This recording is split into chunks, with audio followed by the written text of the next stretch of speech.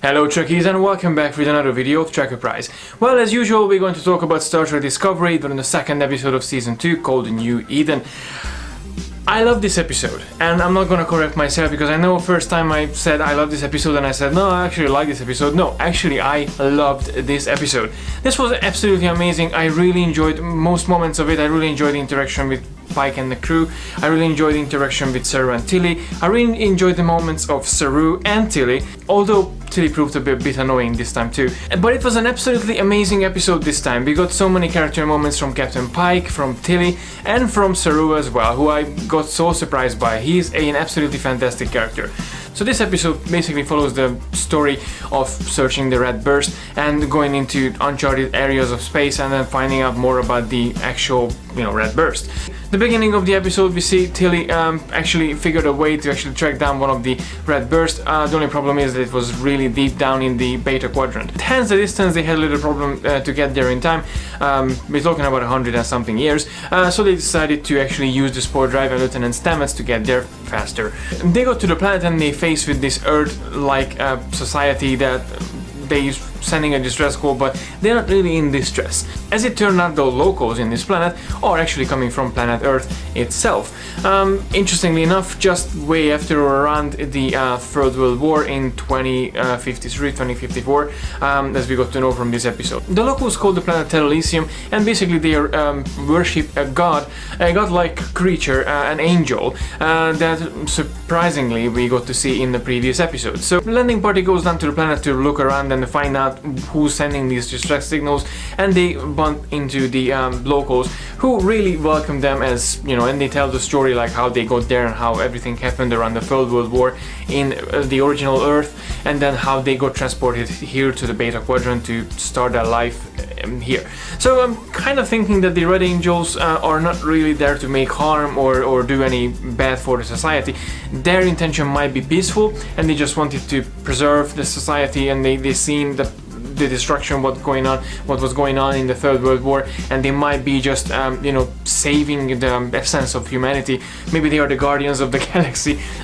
Cheesy, but could be they are the guardians of the galaxy and they are the guardian angels of the galaxy. So this aspect of the episode was really nice, and seeing both the landing party plus seeing both how it's happening in Discovery, that they're facing a massive extinction level situation around the planet, and obviously no one in the planet knows what's happening outside, so the Discovery kind of helps keeping the planet alive while the landing party is there, plus loads of humans.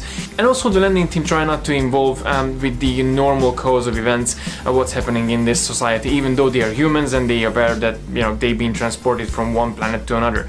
So the episode itself was really amazing. I'm not sure if it's because Jonathan Frakes was the one who directed this episode, but then he had some insights and he had some ideas how to approach different aspect of the episode, but it was absolutely amazing. Maybe Discovery getting better and it's on its own, so it's like I'm really felt like I'm watching a modernized version of the classic Star Trek episode, and regardless of which series, but it feels Star Trek. It's a really good feeling that I never really had before with Star Trek Discovery. And the first episode from Season 2 was really interesting, and I still feel that, that's more closer to what we got to know from Star Trek. And this episode absolutely delivers on every promise in Star Trek. So we got some mystery, we got Tilly's new imaginary friend who was apparently dead for a long time, but then she surprisingly happened to appear in this episode as well.